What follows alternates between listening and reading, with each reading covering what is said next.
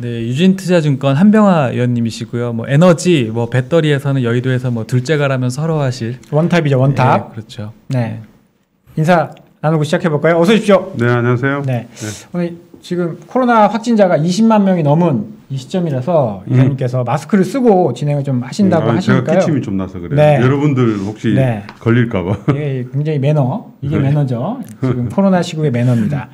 여러분 좀 3차까지 맞았어요. 3차 맞으셨어요? 저도 맞았습니다. 저도 맞았습니다. 아, 그렇습니까? 네. 참. 지금 이 방역 패스, 딴 얘기인데 그 방역 패스 없어졌잖아요. 그러니까 3차를 안 맞는데요, 사람들이. 이게 잔여 백신 올려놔도 사람들이 예약하러 안 온답니다. 여러분들 꼭 맞으셔서 본인의 건강은 본인이 챙기시길 바라겠고요. 오늘 이제 이사님이 저도 아침에 보고서를 봤거든요. 아주 감명 깊게 보고서를 봤습니다. 보고서를 내셨는데 이 내용을 오늘 이야기를 해주실 것 같아요. 안 그래도 지금 친환경 쪽이 난리가 났습니다. 주식이. 이게 어떻게 된 겁니까? 뭐 많이 빠졌잖아요. 많이 빠졌으니까 네. 이제 뭐 자연스럽게 반등이 나올 때가 됐고 네. 이제 거기에 맞춰서 원래 주식이 반등이 나올 때쯤 되면 거기에 맞춰서 어떤 뉴스들인지 나와요. 그게 주식의 속성이죠. 네. 네, 그래서 뭐 그 불행한 얘기입니다만 러시아의 이제 우크라이나 침공이 이제 글로벌 에너지 수급을 좀 건드렸고 네. 그러다 보니까 이제 자연스럽게 반대편에 있는 그런 거를 이제 해결해야 되는 산업들이 움직이는 거죠. 그 해결해야 되는 산업이 이제 그린 산업입니다. 그게 뭐 풍력이 됐든 태양광이 됐든 전기차가 됐든 수소차가 됐든 수소가 됐든 똑같은 얘기이죠. 그래서 이제 제가 앞으로 아마 이런 이 컨셉들이 전 세계 아마 글로벌 시장에 많이 퍼질 거고요. 제가 이제 오늘 말씀드린 핵심 화두는 한 가지만 기억하시면 돼요. 네. 영어로 하면 두 단어네요. 네. 인플레이션 파이터. 인플레이션 파이터를 사라는 것이 이제 앞으로 글로벌 주식시장에서 주요한 화두가 될 겁니다.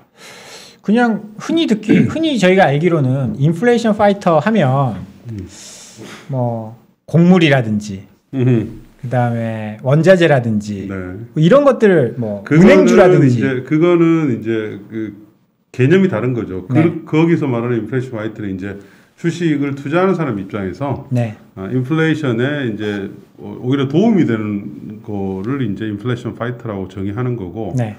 원래는 사실은 인플레이션 파이터란 말은 인플레이션을 어떻게 좀 이렇게 낮출 수 있느냐 사실 그런 개념이잖아요. 인플레이션의 크리에이터냐 아니면 파이터냐 이거 가지고 예전에 이제 아주 오래전에 말들이 많았었는데 그린 산업이 과거에는 뭐 불과 그러니까는 뭐 풍력 태양광을 따지면 4, 5년 전 배터리는 아직은 아니지만 원가 경쟁력이 높았기 때문에 그 당시에는 사실은 인플레이션 파이터라고 할 수가 없었어요. 네.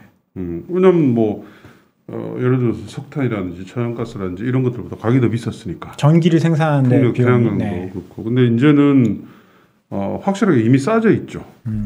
기존의 전통 에너지보다 이미 싸져 있는 상태이고 거기에 이제 수급 이슈까지 건드린 상태이기 때문에 이제는 그냥 내가 국가를 경영하는 사람들 입장에서 봤을 때는 가만히 보면 왜 화석 연료를 해야 되는지 안 해야 되는지에 대해서 이번에 확실하게 시그널을 준 거죠. 그러니까 유가가 지금 뭐 100달러가 넘어가고 그러니까 단순하게 가격 이슈라기보다는 러시아 케이스는 이제 조달의 문제를 건드린 거잖아요. 그죠?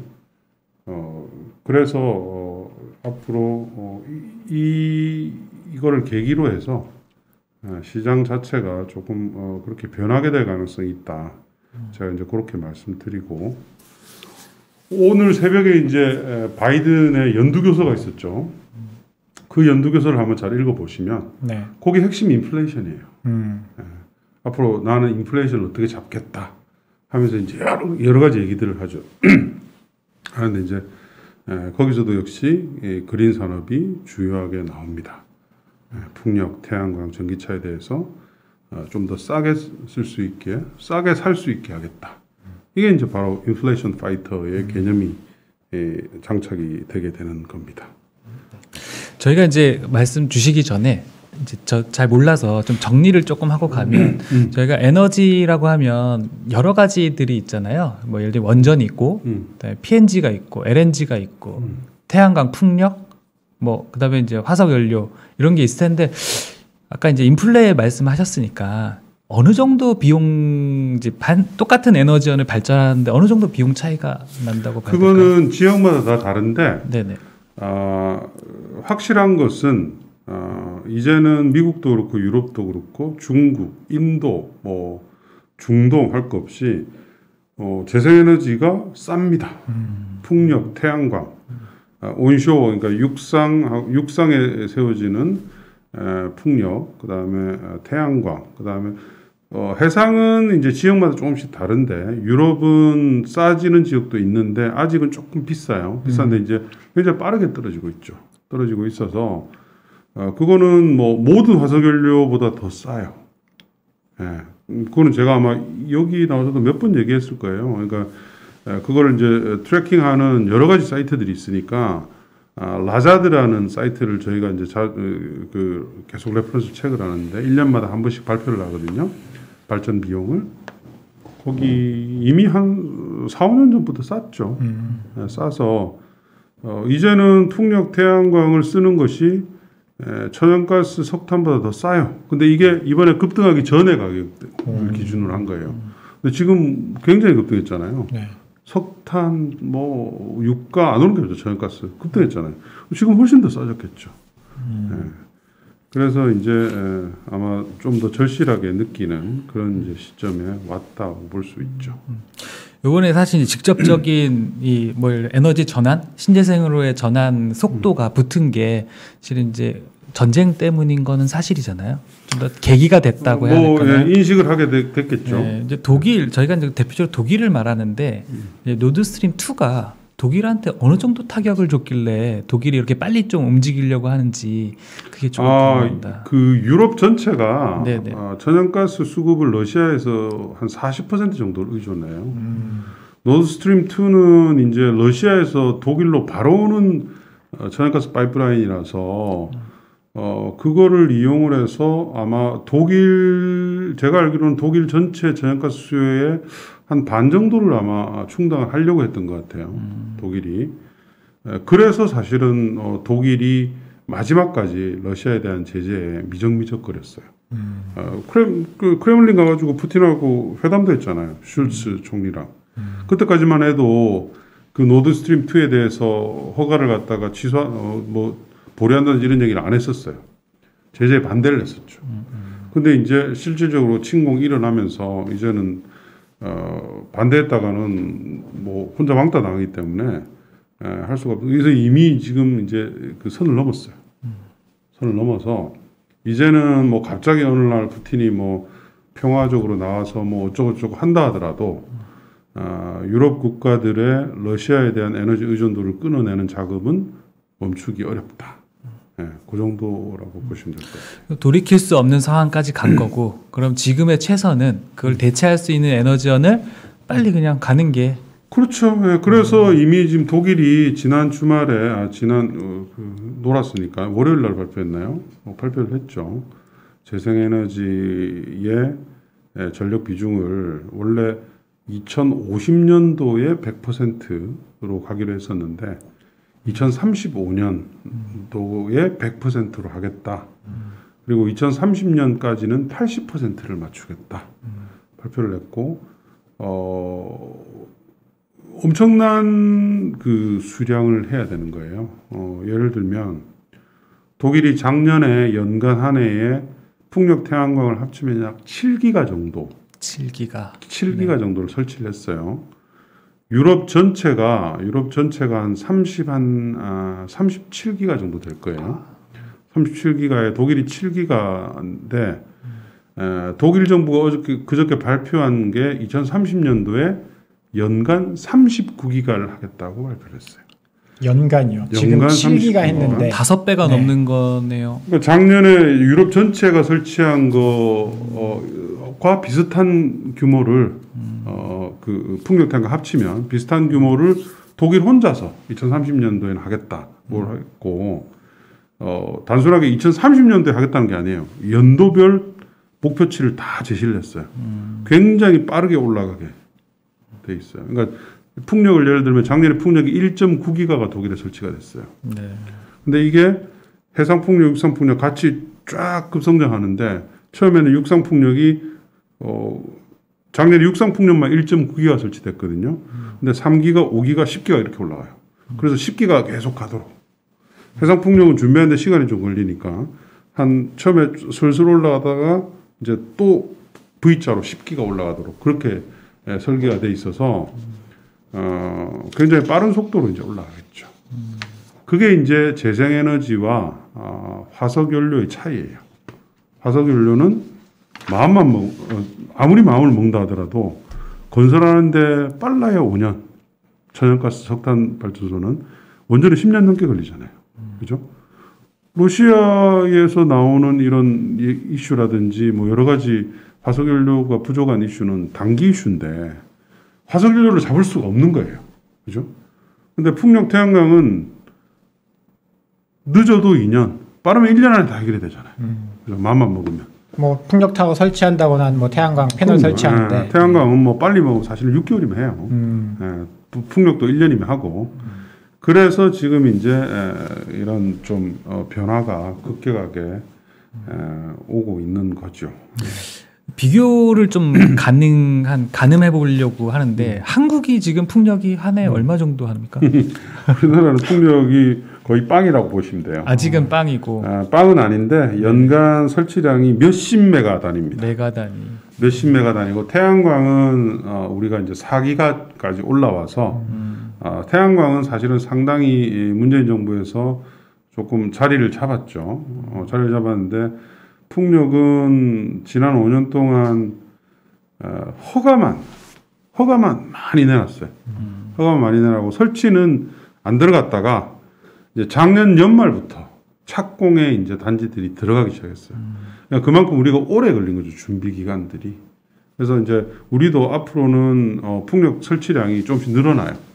올해는 아마도 한 250에서 한 300 메가 정도 될 거고 매년 이제 계단식으로 늘게 돼 있죠. 이미 허가 받은 거라서 그거는 뭐 차기 대통령이 누가 되든 상관없어요. 네. 한 20기가 이상이 지금 사실은 허가를 받아서 대기하고 있는 물량들이에요. 뭐 울산이라든가 제주 보면은 약간 뉴스 프로를 보면은 최근에 좀 뭔가 PF도 빨리 결성되는 것 같고 허가도 빨리 나는 것 같은 느낌. 그렇죠. 제주 최근에 이제 나온 한림 풍력도 사실은 벌써 한 3년 전에 이런 뉴스들이 나와야 되는데 계속 지금 지연되다가 최근에 이제 PF가 이루어져서 올 하반기에 이제 수주가 나올 거예요. 나오고 내년부터 이제 건설에 들어가게 되겠죠. 뭐 울산도 지금 계속 이제 건설 허가가 나오고 있는 상태이고, 사실은 많이 늦었죠. 풍력이 우리가 유엔에 제출한 우리 탄소 중립 정책 있잖아요, 그죠? 그 정책을 맞추기 위해서는 국내 풍력 시장이 아무리 못 가도 기가와트 이상이 돼야 돼요. 예, 뭐 기가도 1기가 정도 돼서는 안 되고 한 2, 3기가가 매년 설치가 돼야지 가능한데 뭐 연간 뭐 몇십 메가가 그동안 설치가 됐기 때문에 그래서 지금 뭐 굉장히 급하죠. 우리 그 정부가 산업부 뭐 환경부부터 시작을 해서 이런 그 부서들이 왜냐하면 이제 저번에 이제 그 글래스고 유엔 총회 적어낸 그 숫자가 그냥 페이퍼 숫자가 아니에요. 그거 매년 각국들이 체크하게 돼 있어요. 체크를 해서 왜 못했냐 이걸 이제 딱따를 하게 돼 있고 그 롤을 형식적으로는 유엔이 맞는 거지만 사실은 미국이 맞는 거예요. 존 캐리가 그거를 이제 전담하는 짜르입니다. 짜르. 예. 그래서 그게 뭐 트럼프가 아닌 바에는 트럼프처럼 우리 파리 협약 안 해. 네. 이런 나라면은 괜찮은데 우리나라가 감히 뒤집어 엎을 수는 없다. 우리나라는 수출 중심 국가이기 때문에 다른 나라가 글로벌리 합의한 글로벌 스탠다드를 어기고서는 우리나라가 생존하기 어려워요. 그래서 많은 분들이 이제 뭐 야당이 되면 뭐 재생에너지 안 한다 뭐 이런 말씀들 많이 하시는데 전혀 그거는 현실하고 동떨어진 얘기입니다. 사실 이제 바이든 대통령 당선될 때쯤에서 이제 신재생 관심이 되게 많았다가 이제 주가가 한 1년 동안 쉬었잖아요. 그래서 이제 미국이 실제로 어떻게 진행이 그간 됐는지 예, 그 상황이 조금 궁금합니다. 네. 그러니까 선거가 있으면 항상 우리 투자자들이 이제 관심을 가지고 플레이를 많이 해요. 플레이를 많이 하는데 제가 이제 선거를 여러 번 봤잖아요. 그래서 제가 제일 중요시하는 게 정치이고, 왜냐하면 에너지는 정치 권력에 따라서 움직여요. 그렇기 때문에 이제 항상 중요해서 오랜 기간, 거의 뭐 20년 이상을 제가 그 상관관계를 체크를 하고 있는데 사실은 별 관계가 없어요. 정치와 그 뭐 누가 대통령이 변하고 변했다 상관관계가 사실은 별로 없어요. 그러니까 예를 들면 예전에 오바마 대통령 당선됐잖아요, 그죠? 오바마 당선됐을 때 그 기대감으로 조금 올랐어요. 조금 올랐는데, 근데 그 당시에 뭐 오바마가 완전히 될 거라는 그런 기대감이 없었기 때문에 조금 올랐죠. 조금 올라서, 근데 오바마 딱 당선됐잖아요. 당선됐는데 오바마는 이 클라이밋 체인지에 대해서 워낙 강하게 얘기를 했던 후보이기 때문에 초기에 주가가 좀 팍 뛰었거든요. 뛰고 난 뒤에 잠깐 그랬다가 2년 동안 주가가 작살이 났어요. 글로벌 풍력 태양광 종목들이. 네. 근데 그 당시에만 하더라도 이제 제가 이건 아닌데 하면서도 계속 빠지는 거예요. 2년이었어요. 정말 죽으지 않고 빠졌어요. 근데 왜 그랬냐 하면 리먼 사태의 후유증이 그 당시에 오바마하고 상관없이 글로벌 풍력 태양광 시장을 강타한 거예요. 네. 그 전에 이제 풍력도 그렇고 태양광도 그렇고 워낙 오버캐파들이 많이 됐고 리만 사태가 터지면서 막 전부 그 프로젝트들이 막 취소되는 것도 있고 하면서 이제 없어지는 회사들도 많았고 그런 구조조정을 한 2년간 거쳤어요. 그리고 난 뒤에 2년 딱 후에부터 바텀 찍고 거기서부터 전부 템버가 당한 거예요. 그러니까 오바마의 그런 주장이 이제 맞았던 거죠. 물론 뭐 오바마가 한 8년을 하면서 굉장히 정책을 쫙 펼쳤기 때문에 그렇게 됐었고, 그럼 트럼프 생각해보세요. 트럼프는 아무도 몰랐잖아요. 당선될지. 그래서 초기에 충격이 좀 있었죠. 트럼프 당선되자마자 그린주들이 전부 다 일단 일제적으로 급락했잖아요. 근데 그 급락이 짧았어요. 얼마 안 갔죠. 다 V자 반등해서 다 올라왔어요. 트럼프가 아무리 뭐 맨날 뭐 눈만 뜨면 파리에 탈퇴하고 뭐 전기차 보조금 없애고 테슬라 보세요. 그렇지 않아요? 그러니까 이거는 문재인 정부 출범하고도 비슷해요. 문재인 정부 출범하기 전에 문재인 정부 들어올 줄 다 알았죠. 그죠? 그때 뭐 탄핵 국면이었으니까. 주가들이 미리 좀 올랐는데 문재인 정부 되고 나서 처음에 잠깐 오르다가 그다음부터 주가 조정이었어요. 예. 그 뒤로 물론 이제 코로나가 터지면서 다시 이제 부각이 되긴 했지만 제가 말씀드리고 싶은 거는 정치적인 이벤트가 중요하긴 한데 이 정치적인 이벤트가 가져오는 팩트들이 뭔지에 대해서 좀 이렇게 길게 보고 투자를 할 필요가 있고 이게 글로벌 스탠다드하고 맞는 건지를 판단을 해보셔야 돼요. 그게 중요해요. 그러니까 오바마나 뭐 트럼프가 주가가 반대로 이렇게 움직인 이유가 트럼프는 글로벌 스탠다드는 정해져 있는데 거꾸로 나간 거잖아요. 그러니까 초기에 잠깐 했다가 완전히 역전이 된 거죠. 문재인 정부는 기대는 많았으나 이제 오버슈팅 돼가지고 빠졌다가 시간 좀 지나서 이제 올라오는데 그 올라올 때 힘이 얼마나 좋은 거는 왜냐하면 글로벌 스탠다드가 거기로 갔기 때문에.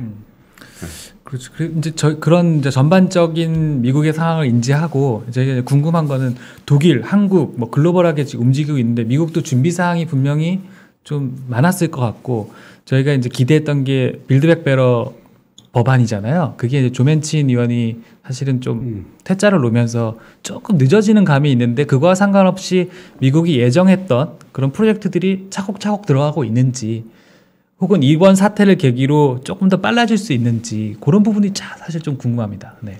그러니까 아까 제가 이제 바이든의 연두교서를 얘기했잖아요. 오늘 그거를 얘기하는 자리였어요. 네네. 그래서 바이든이 이제 우크라이나 사태에 대해서 제일 많이 얘기를 했고, 그다음에 이제 인플레이션에 대한 얘기를 하면서 풍력, 태양광, 전기차에 대해서 텍스 크레딧, 세금 감면 제도를 시행을 하겠다 하고 이제 얘기를 했죠.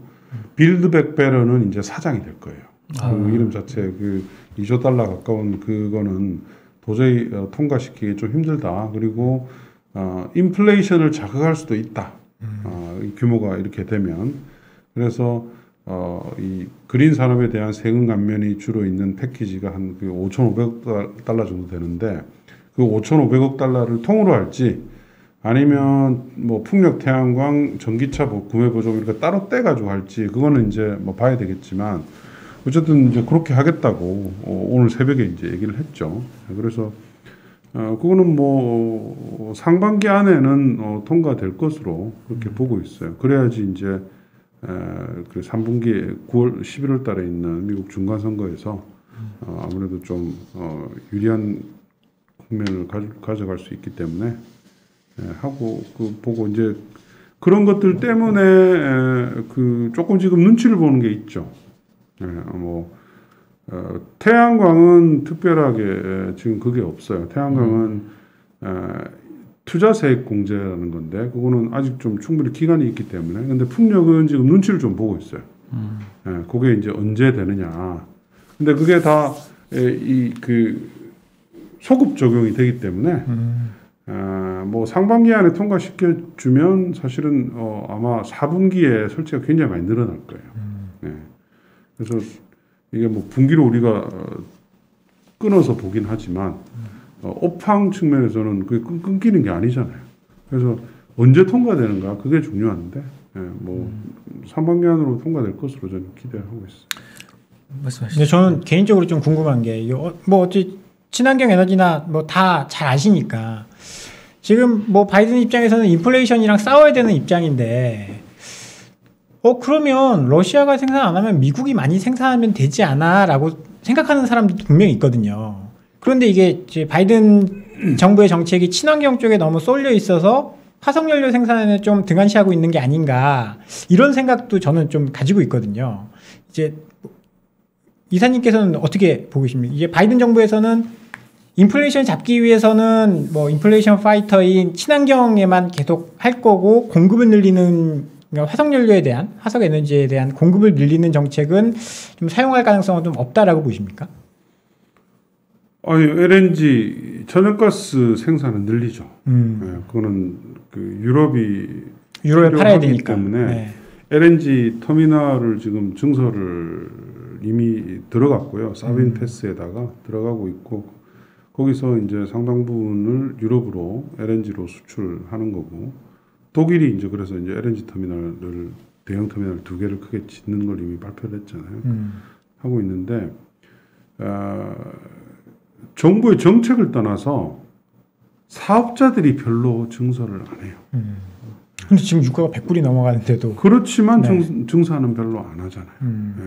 왜냐하면 이게 이제 예전과 같으면 100불이 아니고 사실은 60, 70불 갔을 때 이미 막 난리가 나요. 그렇죠. 예. 네. 중동에서 뭐 발주 들어오고 뭐 야 역시 기름값이 올라가면 뭐 사우디의 균형 재정 유가가 어쩌고 저쩌고 하면서 막 움직이잖아요. 네, 예전에 지금 우리 주식들 보세요. 네. 1도 안 움직이잖아요. 네. 산업재, 소위 말하는 산업재 관련주라는 것들이 그게 이제 이미 그게 대세가 결정이 나서 그래요. 지금 뭐 유가뿐만 아니고 천연가스, 석탄까지도 다 급등을 하고 있지만 어떤 메이저 회사도 지금 나는 그래서 대규모 증설을 하겠다 이런 데는 없죠. 네. 증설하는 이 쪽은 뭐 예를 들면 리튬이라든지 그렇잖아요. 중장기 성장을 할 수 있는 산업에 대한 쪽만 증설이 나오죠. 그래서 이제 그게 오히려 가격을 계속 더 밀어 올리는, 화석연료의 가격이 좀 그런 고가가 장기화될 수 있다. 뭐 아주 지금은 최근에는 이제 뭐 그 러시아 이슈가 있었기 때문에 이제 조금 안정은 되겠죠. 안정은 되나 생산이 따라가지를 못하기 때문에 상당 부분 아마 그 유가가 조금 강세인 국면이 계속 좀 오래 진행이 될 것이다. 오래 진행되면서 이제 지금 이제 막 올라오고 있는 이런 그 그린 산업들이 얼마나 빨리 성장하느냐에 따라서 그 이제 고공행진하는 것이 이제 그게 정해지겠죠, 기간. 화석 연료는 사실 미래에 계속 지속 가능한 에너지원이 아니라서 투자를 덜 하게 되고, 그러다 보니까 사실 러시아 이슈와 상관없이 조금 높은 가격이 유지가 되니까 오히려 신재생이라든가 이런 신재생 에너지원들의 채산성이 상대적으로 좀 좋아지는 그럼요. 그런 상황이라고 정리가 되네요. 더 높아지고 있는 거죠. 예전에는 사실은 뭐 인위적으로 만든 산업이에요. 재생에너지든 전기차든 각국 정부들이 막 돈을 보조금 줘가면서 부어가지고 인위적으로 만든 산업이잖아요, 그죠? 그래서 과거에는 이게 유가라든지 뭐 이런 거하고 사실은 연동성이 없어요. 예. 유가가 뭐 마이너스 유가일 때도 뭐 풍력 태양광이 뭐 설치량이 줄어든다거나 전기차가 덜 팔린다 이런 게 없었잖아요, 그죠? 근데 이제는 이런 것들이 이제 가격 얘네들이 훨씬 더 싸졌기 때문에 오히려 지금은 플러스 알파가 나오는 국면으로 이제 가게 되는 거고 선순환 국면으로 들어왔다고 봐야죠. 그럼 이제 뭐 독일이라든가 유럽 상황, 그다음에 이제 미국 사실은 두 대륙이 제일 크잖아요. 더구나 한국까지 이제 좀 급하게 늘려야 되는 상황이 이제 목도하게 됐는데 한국 업체들 포지셔닝은 좀 어떨까요? 저희가 아무래도 관심은 그쪽이라. 우리 업체들은 뭐 글쎄요, 뭐 종합적으로 판단하면 수준이 높진 않아요. 뭐 태양광 업체는 중국이 지금 뭐 세계 시장을 꽉 잡고 있고, 우리 뭐 사실은 한화 정도 지금 책임감을 가지고 한다고 봐야 되고, 최근에 이제 뭐 LG전자 북미에서 태양광 사업 접은 거 아마 뉴스 보셨을 거예요, 그죠? LG가 미국 쪽에 최상위 업체 중에 하나예요. 루프탑, 지붕 위 태양광 하는 데서는. 근데 사업을 접잖아요. 자기들이 경쟁력이 없다고 판단한 거예요. 그러니까 전체적으로의 수준은 높진 않으나 개별적으로는 또 뭐 잘하는 회사들이 또 포진돼 있죠. 뭐 풍력도 마찬가지죠. 풍력 터빈 업사는 지금 우리가 볼만한 회사가 없잖아요. 수준 차이가 많이 나요. 한 최소 3년에서 한 5년까지도 레깅이 되고 있는데, 뭐 반면에 이제 뭐 그 CS 윈드라든지 뭐 상강 M&T라든지 뭐 이런 회사들은 뭐 글로벌 플레이어거든요. 타워나 이런 거 만드는 타워나 하부 구조물 쪽에서는 세계에서 가장 경쟁력이 높은 회사이죠. 뭐 그래서 하여튼 정책이 제대로 작동이 되었다면 한 10년 전부터 아마 우리가 되게 잘했을 거예요. 10년 전에 OCI가 대장이었잖아요. 그때 이제 OCI뿐만 아니고 우리 조선 3사들이 3사뿐만 아니고 모든 중공업사들이 다 풍력 시장에 뛰어들었죠. 피팅 업체들이라고 해서. 그때 정책이 제대로 가동을 했다면 그 당시에 맨날 원전 얘기하고 4대강 얘기하지 않고 정책이 했던 그린 성장, 그때 녹색 성장이었잖아요, 그죠? 녹색 성장을 그 텀에 맞게 그대로 시행을 했다면 아마 우리는 지금 엄청난 일자리를 확보하고 있었을 거예요. 근데 그렇게 하지 못했죠. 그래서 이제 풍력 터빈 사업에 진출했던 중공업 회사들이 다 사업을 접었잖아요. 다 5천억에서 많게는 1조씩 스크랩을 하면서 다 접었어요, 사업. 정부 믿고 뛰어들었다가. 지금 글로벌 1위 터빈 메이커인 베스타스가 그 당시에 그 삼성중공업한테 오퍼를 넣었죠. 자기 회사 사달라고. 근데 삼성중공업이 처음에는 솔깃솔깃하다가 정부의 정책을 딱 보아하니 별로 그렇게 적극적으로 하지 않는 것 같아서 안 했죠. 그러니까 정책이 중요합니다. 정책의 실패와 성공. 성공이 중요한데 어쨌든 그럼에도 불구하고 우리나라가 기계산업, IT산업, 뭐 여러분 뭐 배터리, 뭐 수소 잘하는 거 깔려 있죠, 우리나라에. 그리고 한번 우리가 트렌드를 타면 우리 DNA가 굉장히 빨리 따라가는 습성이 이게 사실은 몸에 배어 있잖아요. 배어 있어서 앞으로 계속 좋은 회사들이 많이 나오게 될 거예요. 네. 그래도 2차 전지는 저희가 좀 잘 나가고 있죠. 뭐 그나마 2차 전지는 뭐 어떻게 보면 이제 약간 네. 재수죠. 얻어 걸린 면이 있는 게 일본이 원래 종주국이잖아요. 근데 이제 그거를 일본이 IT 세트 메이커 산업이 죽어버렸으니까 주로 이제 배터리가 사실은 소형 배터리에서 출발한 거 아니에요. 예전에 그 워크맨 이 아야 보면 소니 배터리 그렇죠. 네, 이런 것들 많았었거든요. 아이와 왜 모르신 척하세요? 아이와 생각납니다. 그런 거 많았는데 그게 어떻게 해서 한국적으로 너무 세트 업체가 망하면서 우리가 세트 업체들이 삼성, LG가 꽉 잡고 있었으니까 이제 그 친구들은 이제 그 밑에 밸류체인이 쫙 우리나라에 형성이 된 거죠. 그래서 이제 노트북 만들고 그다음에 스마트폰 만들고 하다 보니까 그 기술이 그렇죠. 좀 발달된 거고. 그렇게 하다가 이제 전기차 시장이 올 것 같으니까 미리 이제 좀 배팅을 했는데 초기에 고생을 좀 했어요.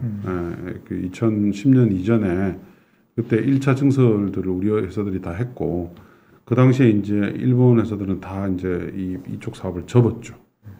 자기들 고객도 별로 없고 전기차 시장은 보아하니 당장 빨리 열릴 것 같지는 않고 우리가 한 몇 년 고생을 하다가 이제 중국이 이제 이 전기차 시장에 질러대기 시작하면서 그게 이제 바뀐 거죠.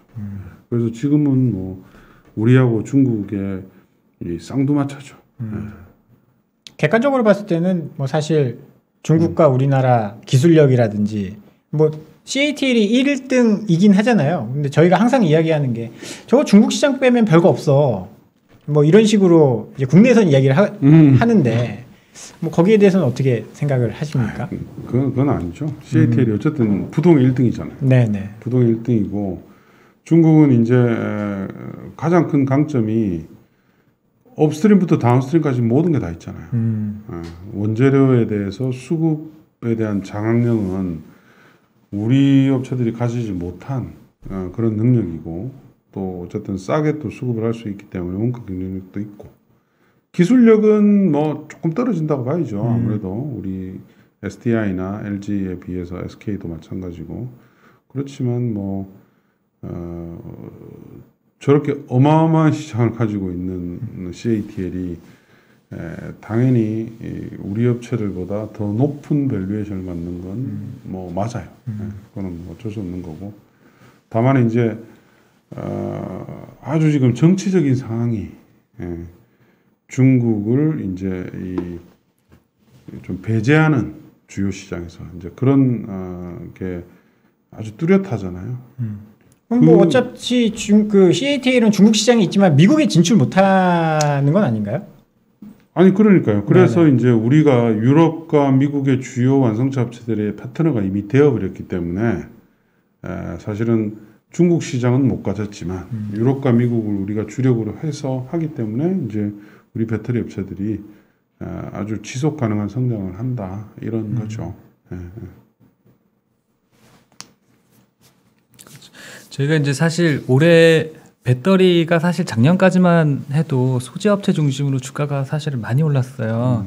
올해는 사실은 좀 힘든 국면을 지나고 있는데 물론 1분기에 뭐 차량용 반도체 문제도 있고 또 여러 가지 문제가 있는데 개인적으로 제가 느끼기에 4680이 어느 정도 위력이 있길래 좀 저희가 위협으로 좀 생각하는지. 4680을 위협으로 생각해야 되나? 그러진 않을 건데요. 아, 그런가요? 제가 잘못 4680은 이제 테슬라가 이제 어쨌든 먼저 들고 나왔고 테슬라가 이제 사이즈가 배터리 사이즈가 커지잖아요. 커지니까 이제 배터리 용량도 커지고 뭐 이런 이제 스토리고 주로 이제 픽업 트럭 이상 좀 중량이 나간 사이버 트럭 이런 거 있잖아요. 그런 거에 이제 하기 위해서 해서 아마도 본격적인 생산은 내년부터일 거예요. 4680은. 근데 4680과 유사한 사이즈를 우리 업체들도 다 지금 만들고 있어요. 프로토타입 개발을 진행 중이라서 앞으로 이제 전기차 산업 자체가 배터리 산업 자체는 이제 그 용량이 커지는 쪽으로 이제 가는 거죠. 그거는 우리 배터리 소재 부품 회사들한테도 특수겠죠. 네, 특수일 거예요. 오늘 현대차 인베스터 데이가 있었는데 이제 LFP를 적극 채용하겠다는 얘기를 해서 사실은 조금 좀 충격을 받을 정도는 아니었지만 어쨌든 기존 NCM에 대비해서 이제 어떤 포지셔닝을 좀 우리도 되게 빨리 가져가는 게 아닌가라는 생각들을 좀 하는 것 같아요. 그거는 아마도 중국 시장을 좀 겨냥한, 워낙 지금 중국에서 못 하고 있기 때문에 그런 걸 거고요. 뭐 유럽이나 미국에서 나오는 신차들은 대부분 다 3원계예요. 뭐 LFP에 대해서 뭐 일부 하겠다고는 하지만 뭐 초저가 전기차들 뭐 이런 것들은 이제 되겠죠. 근데 뭐 미국만 하더라도 나오는 차들이 대부분 다 대형 SUV급들이 많아요. 또 미국 소비자들이 좋아하는 차들이 또 다 대부분 다 그런 류들이기 때문에 큰 차들 좋아하잖아요. 큰 차들을 좋아하기 때문에 그런 차는 대부분 이제 한국산 3원계 배터리가 달린다고 봐야죠. 그래서 LFP는 뭐 우리 업체들이 그렇게 뭐 걱정하거나 그럴 소지는 없다고 봐요. 그게 이제 바로 그 전략적인 제휴를 끝냈기 때문에 이제 하는 거죠. 올해 이제 아까 이제 리포트를 좀 써주셨기 때문에 올해 이제 배터리 투자를 하는 데 있어서 주요 띠을 어떻게 좀 잡고 가야 2022년 제 보고서에 그 제목이 미국 시장이잖아요. 네네. 그죠? 미국 시장이고 제가 이제 작년까지만 계속 말씀드린 게 유럽 시장이 이상이 없는 이상은 우리 배터리 회사들의 성장은 계속된다. 그렇게 이제 말씀을 드렸고 올해부터는 이제 미국 시장을 집중적으로 보셔야 된다고 말씀드려요. 왜냐하면 이제 미국은 바이든이 되면서 한 지금 1년 좀 넘었는데 그 준비를 다 이제 해서 세팅이 거의 다 끝났어요. 전기차가 유럽의 한 3, 4년 전에 그러니까 모습이죠. 그래서 대표적으로 여기 보시면 연비 규제, 트럼프가 거의 없앴던 자동차 회사들의 연비 규제를 갖다가 최근에 이제 확정 발표를 했고 이거는 보조금하고 상관없어요. 무조건 완성차들이 지켜야 되는 거예요. 유럽이 여기서부터 전기차 시장에 출발을 했죠. 그래서 미국에서 자동차를 파는 완성차 회사들은 전기차들을 뭐 1년에 기본적으로 한 신규 모델들을 3, 4개 이상씩 각사들마다 다 발표할 정도의 그런 양이에요. 그래서 이제 2025년까지 미국의 전기차 판매가 54% 연평균 성장할 것으로 그렇게 보고 있죠. 근데 이 전기차에 대부분 이제 국내 배터리가 장착이 되기 때문에 우리가 이제 그동안은 한쪽 날개로 날았다면 이제 두 쪽 날개로 아주 균형감 있게 날아가는 그런 이제 모습이 될 것이고 이 차트도 중요하죠.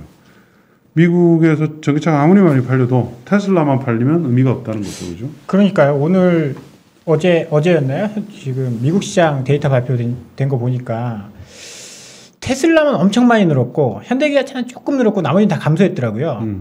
그런 거 보면 테슬라만 계속 독주하면 뭐 GM이나 포드 뭐 우리가 이제 협력해서 하는 회사들은 뭐 그래도 그렇게 성장을 크게 못하는 거 아닌가 그런 생각이 좀 들거든요. 아니죠. 왜냐하면 이제 올해부터 이런 이제 그 매스 브랜드들이 출시가 이제 일어나기 때문이에요. 그래서 올해 50% 언더로 테슬라 비중은 떨어질 거고 계속 빠질 거예요. 테슬라 비중. 테슬라 판매가 줄어드는 건 아니고 판매는 많이 늘지만 다른 브랜드들이 워낙 그 대형 브랜드들이 많이 이제 전기차를 출시하기 때문이에요. 예를 들어서 뭐 포드의 지금 픽업 트럭 있잖아요. F150. 네. 사전 예약이 지금 20만 대가 넘은 지가 꽤 됐죠. 그리고 조금 있으면 이제 출시되는 캐딜락, 리릭. 리릭 고가차죠. 이것도 거의 한 8만 불에서 9만 불인데 레저베이션 오픈하자마자 10분 만에 바로 완판이 됐어요. 그러니까 이런 차들이 계속 나와요. 계속. 뭐 GM, 포드, 스텔란티스 할 거 없이 흔히 알고 있는 우리가 이제 미국다운 미국 브랜드들이 전부 전기차로 바뀌는 게 이제 올해부터입니다. 그래서 이 회사들에 다 이제 우리 배터리가 달리잖아요. 그러니까 미국 시장이 이제 그만큼 중요하다. 그렇게 이제 보시면 될 것 같아요. 지금 미국 시장은 보통 뭐 LG랑 GM이랑 뭐 협력해서 공장 만들고 있고 경쟁사라고 할 만한 데가 있나요? 기가팩토리 이런 제외하고? 아직은 없어요.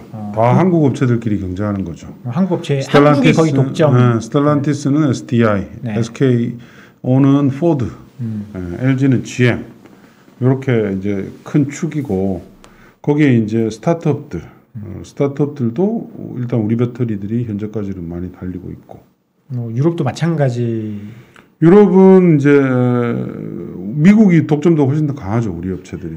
유럽은 지금은 우리가 이제 대부분 잡고 있는데 뭐 노스볼트라든지 뭐 브리티시볼트라든지 뭐 많아요. 네. 그런 이제 신규 스타트업들이 많이 지금 들어오고 있어서 배터리 쪽에.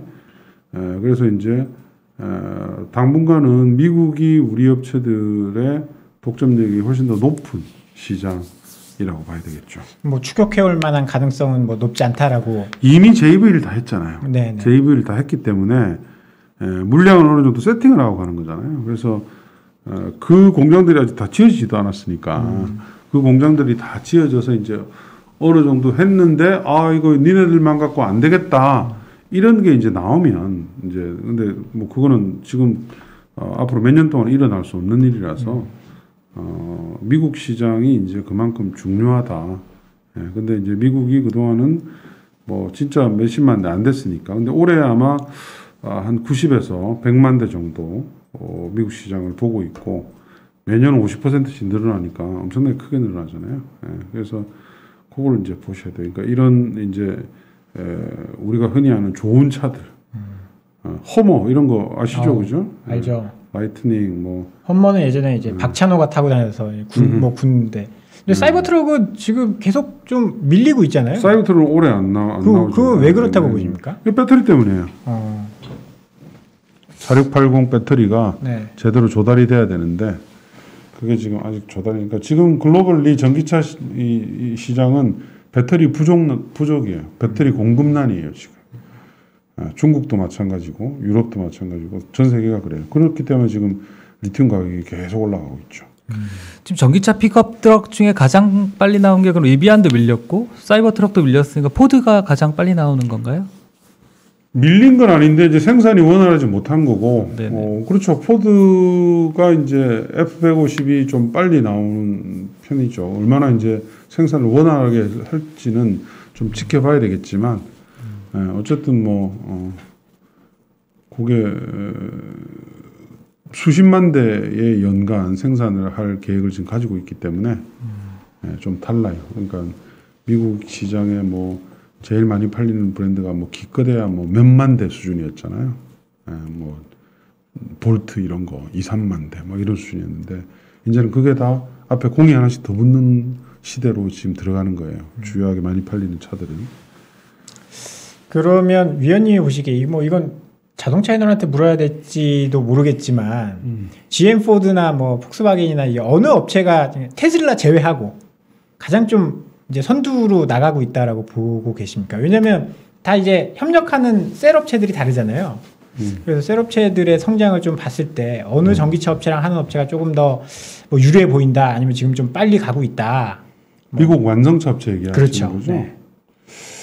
글쎄요, 미국 완성차 업체들은 다 고만고만합니까? 고만고만하고 스텔란티스가 좀 늦었죠. 스텔란티스가 원래 이제 피아트가 주력이었으니까 거기가 그 피아트를 이렇게 세운 사람 자체가 전기차를 엄청 싫어했었거든요. 죽기 직전까지 싫어했는데 죽기 1년 전부터 인정을 했어요. 몇 년 안 됐죠. 조금 일찍 하셨어야 되는데.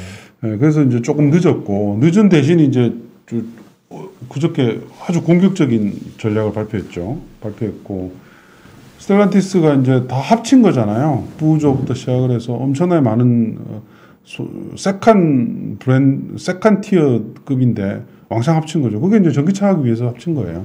돈이 이제 부족하니까 플랫폼을 같이 쓰고 하고 있다. 그거 제외하고 GM과 포드는 GM이 조금 앞서 있죠. GM이 이제 뭐 훨씬 더 오래됐으니까 포드보다는. 근데 이제 지금 그것도 많이 따라 잡힌 거고, 그래서 뭐 비슷비슷하게 갈 거예요. 이제 올해 이제 2022년 배터리 띠을 이제 미국에 초점을 맞추고 저희가 이제 사실은 협력을 다 3사가 했잖아요. 그렇게 봤을 때 저희가 셀 업체가 좀 좋을지 아니면은 소재 업체, 소재도 양극재, 음극재, 동박 뭐 이런 애들이 있고 거기에 알바까지 있잖아요. 그리고 혹은 뭐 캐펙스 때문에 장비 업체들이 확 좋아진다든가 이런 걸 봤을 때 저희가 어느 쪽에 조금 더 구체적으로 항상 제일 좋은 거는 소재 업체들이에요. 소재 부품 회사들이죠. 왜냐하면은 셀 회사들보다 셀 회사들이 굉장히 많이 생겼잖아요. 근데 밑에 소재나 부품 회사들이 신설 회사들이 별로 없잖아요. 그죠? 기존에 있는 회사들이 처음에는 한 업체한테만 하다가 요즘 한 2개, 3개 막 이렇게 겹치고 이렇게 하잖아요. 그래서 소재나 부품이 훨씬 더 좋아요, 항상. 그래서 밸류에이션도 더 높았던 거고, 그런 현상은 뭐 앞으로도 계속 될 수밖에 없을 거예요. 셀은 이제 업체들이 워낙 많이 생기고 있기 때문에 이제 물론 그 중에서 이제 뭐 경쟁에서 살아남을 수 있는 업체는 저는 뭐 중국하고 한국 회사들밖에 없다 이렇게 보고는 있는데, 근데 어쨌든 소재나 부품 회사들은 러브콜이 많죠. 러브콜이 많아요. 가보면 다 뭐 배터리 회사들한테 연락 온다. 이 회사도 오고 이 회사도 오는데 우리는 기존 고객 때문에 못 한다고 거절하고 있다. 뭐 이런 게 대부분이라서 당연히 소재 부품이 제일 좋아요. 셀 업체들이 경쟁적으로 증설하는 국면에서는 소재 업체가 가격 전가력이 더 크다. 당연히 소재 부품이 경쟁력이 크죠. 이제 사실 저희가 이제 고민은 멀티플이에요. 그래서 그런 걸 인정받아서 비싸게 거래가 되고 있으니까 그런 국면으로 갈 수 있는 뭐 양극재, 음극재, 동박, 알박 뭐 이렇게 있을 때 좀 합리적인 밸류에이션에 있는 업체들은 없나요? 작년에 아마 제가 이게 언젠지 모르겠는데 11월쯤 와서 아마 그런 얘기를 했을 거예요. 지금 그러니까 전기차 산업은 좋으나 관련 업체들의 밸류에이션은 좀 비싼 것 같다. 그래서 좀 쉬어야 된다. 그런 얘기를 아마 제가 이 자리에서 했는데 최근에 이제 제가 다시 지금은 전기차 소재 부품 회사들을 사야 된다 이렇게 말씀드리고 있는 이유는 조금 전에 얘기한 그 밸류에이션이에요. 기간 조정은 충분하지 않아요. 아직 몇 달 안 됐으니까 조정받은지. 그러나 단기간에 여러 가지 이슈들까지 겹치면서 많이 빠졌기 때문에 지금은 이제 거의 모든 소재 부품 회사들이 밸류에이션이 뭐 비싼 회사들도 있지만 그렇게 못 빠질 정도로 그렇게 이제 비싼 국면이 아니라서 지금은 괜찮은데 이제 그 안에서도 보면 복합 기업들은 아직 밸류에이션이 싼 회사들이 많이 있죠. 그러니까 배터리만 원래 하던 게 아니고 다른 사업을 하다가 이제 배터리를 하면 기존에 자산이 크니까 기존 매출액도 그거 하니까 밸류에이션이 싸잖아요. 그게 이제 뭐 DI 동일이라는 회사, 알루미늄 박아는 회사, 그다음에 뭐 동원 시스템즈 같은 뭐 그것도 역시 알루미늄 박도하는 회사. 이런 회사들은 기존 사업이 워낙 크기 때문에 배터리 사업이 성장을 더해주고는 있지만 밸류에이션이 싸죠. 그다음에 뭐 신흥 SEC 같은 부품 회사인데 이 회사는 SDI만 고객이에요. 그 디스카운트가 있지만 어쨌든 100% 배터리 회사거든요. 그래서 PER 지금 한두 배. 찾아보면 그런 회사들이 좀 있어요. 그런 회사들은 뭐 지금 뭐 소위 말하면 껌이죠. 주가도 같이 많이 빠진 데다가 밸류에이션 부담이 워낙 없기 때문에 밸류에이션 부담이 있으신 분들은 그런 걸 사시면 되고, 그렇지 않고 이제 전기차 종목들이 움직일 때 좀 새끈하게 움직이는 종목을 사야 된다. 이러면 대표주 사는 거예요. 좀 비싸도. 에코프로 BM, 그죠? 뭐 후성, 첨보, 뭐 일진모터리얼스, 뭐 LNF 이런 거죠. 그러니까 답은 정해져 있어요. 그런 이제 투자자들의 성향에 따라서 결정하시면 되는 그런 문제인데, 근데 지금은 뭐 사실은 웬만한 종목들이 다 사도 될 만한 이제 국면인 것 같다. 이제 이렇게 말씀드리고, 대신 이제 지난 한 2년 동안 엄청 올랐잖아요. 엄청 올라서 예전과 같이 그렇게 뭐 지금 사가지고 뭐 몇 배 올라오고 그거는 단기간에는 쉽진 않죠. 이제는 회사들이 많이 커졌잖아요. 뭐 시총이 10조 뭐 다 몇 조씩 하고 있으니까 이제는 조금 그 눈높이를 좀 낮추되 안전하게 살 수 있는 종목이다. 그렇게 이제 말씀드리죠. 지금 채팅창에 질문이 들어와서 제 질문이랑 좀 섞어서 여쭤볼게요. 일단 ESS 저장 장치. 아까 뭐 태양광 발전이나 이런 것들이 늘어나면 당연히 ESS 설비 늘어나야 될 거 아닙니까? 거기에 대한 전망. 그리고 ESS나 전기차 하면 전 자꾸 화재가 떠오르거든요. 여기에 대한 뭐 이제 뭐 대비책이라든지 아니면 뭐 기술이 개선됐다 이런 뭐 진행 사항들이 있는지 한번 좀 여쭤보고 싶습니다. 배터리는 네. 그게 전기차에 쓰이든 ESS에 쓰이든 화재 위험성은 언제나 있어요. 그거는 그거 없다고 하면 그건 리튬이온 배터리가 아니죠. 그거는 항상 있고, 근데 문제가 아니고 모든 우리가 쓰는 전력원은 다 똑같아요. BMW 불자동차 기억나시죠, 그죠? 그렇죠. 네. 그러니까 전 세계에서 내연기관차가 연간 수십만 건이 불이 나요. 배터리 차는 그야말로 빙산의 일각이에요. ESS도 마찬가지예요. 우리나라에서 ESS 불이 많이 났던 이유는 그거는 요금 설계가 잘못돼서 그래요. 배터리를 거의 100% 충전하고 방전을 반복해야지 보조금을 받을 수 있게 산업부가 그 요금 체계를 좀 잘못 짰어요. 그러다 보니까 이제 그 배터리를 풀로 막 100% 방전했다, 100% 충전했다 이런 작업이 계속 진행되다 보니까 불이 났죠. 근데 그거를 이제 지금 낮추는 작업을 하고 난 뒤로는 많이 줄었죠. 줄었고 앞으로도 완전하게 불을 차단한다고 할 수는 없겠지만 그거는 산업 성장하는데 아무런 임팩이 없어요. 임팩이 없고 ESS 성장 지금 굉장히 큰 폭으로 되고 있죠. 전 세계에서 우리나라가 연간 4기가 이상 설치가 되면서 글로벌 단독 1등이다가 벌써 그게 한 3, 4년 전 얘기네요. 지금은 뭐 미국이 압도적인 1등이죠. 압도적인 1등이고 올해부터 또 중국이 폭발적으로 늘어나요. 그리고 유럽도 당연히 재생에너지가 아까 원래 예상보다 훨씬 더 많이 설치가 되기 때문에 일단 단기간에는 ESS 설치가 많이 늘 수밖에 없다. ESS 설치는 아마 수소 산업이 좀 제궤도에 올라오는 시점까지는 ESS가 많이 좀 활성화 계속 될 수밖에 없을 거예요. 아니 미국과 중국과 일본이 늘어나는데 우리나라는 지금 뭐 하고 있는 거죠? 우리나라는 그러니까는 이제 뜨거 해가지고 한번 불이 나서 뜨거 해가지고 그 다음부터 이제 공무원들이 안 움직이고 있죠. 혹시 뭐 이렇게 하자 했는데 또 불나면 내가 독박 써 뭐 이런 거예요. 그러니까 참 답답한 것들이 되게 많아요. 우리나라. 왜냐하면 우리가 이제 경험이 별로 없기 때문에 우왕좌왕한 일들이 많고 좀 산업화가 제대로 활성화가 좀 잘 안 되는 여러 가지 면들이 좀 있죠. 네. 시간이 거의 다 돼서 지금 LG 에너지 솔루션 오늘은 그래도 5%나 올랐습니다. 5%나 올랐는데 이게 60만 원 갖다가 지금 43만 원이거든요.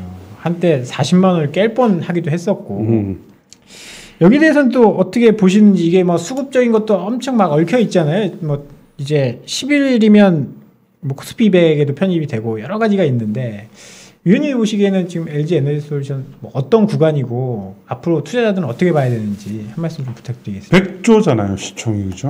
100조가 깨졌지 않습니까? 오늘 올라서 네. 100조일 거예요. 100조인데 네, 100조 회복했네요. 지금 상황으로 단기 실적으로 보면 싸다고 할 수는 없어요. 네. 뭐 아마 내년 실적 기준으로도 100배가 넘지 않나? 뭐 거의 100배 근처일 거예요. 네. 물론 뭐 CATL하고 비하면 싸다 뭐 이렇게 얘기를 하시는 분들도 있는데 단기 실적으로 놓고 보면은 투자할 매력은 전혀 없어요. 그러나 이제 전기차 배터리 산업이 제 오늘 여기 보고서에 보시면 메모리 반도체 시장을 넘어갑니다. 뭐 당연히 그렇겠죠. 이게 2026년 되면 거의 비슷해지고 7년부터는 이제 넘어갈 것으로 저희가 보고 있는데 이게 나중에는 격차가 더 벌어지겠죠. 그 말은 배터리 우리나라에 상장되어 있는 배터리 주식들의 다 시가총액 합이 메모리 반도체 업체들의 합을 언젠가는 넘어간다는 얘기겠죠. 그거를 이제 견인하는 건 당연히 LG 엔솔이겠죠, 그렇죠? 그래서 좀 타임프레임을 길게 놓고 보면 그러니까 오히려 안정적으로 나는 전기차 시장은 무조건 가.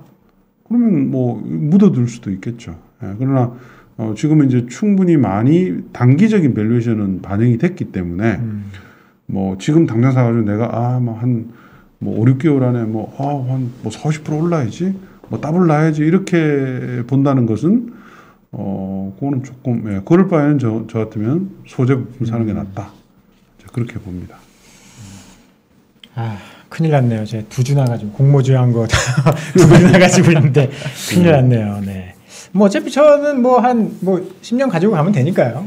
장기적인 10년까지 안 필요하겠죠. 한 5년만 있어도 한 5년 정도면은 뭐 지금보다는 시가총액은 5년 후면은 더블은 나 있지 않을까요? 아주 시원시원하게 말씀해 주시니까 감사합니다.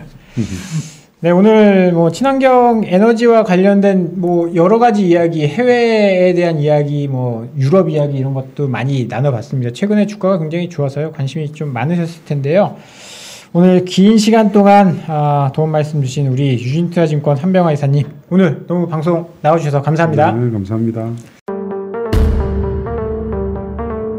개인 투자자가 성공할 확률이 5%예요. 5% 안에 여러분들 드시려면 정말 노력 많이 하셔야 됩니다.